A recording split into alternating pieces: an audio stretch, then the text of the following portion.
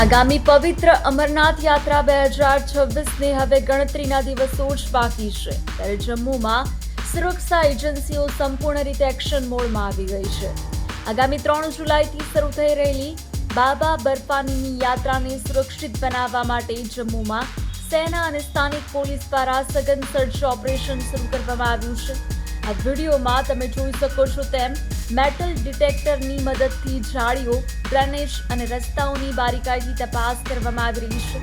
કોઈ પણ અનિચ્છનીય ઘટનાને રોકવા માટે આ ઓપરેશનમાં વિશેષ તાલીમ પામેલા સ્નેપર ડોગ્સની પણ મદદ લેવામાં આવી રહી છે.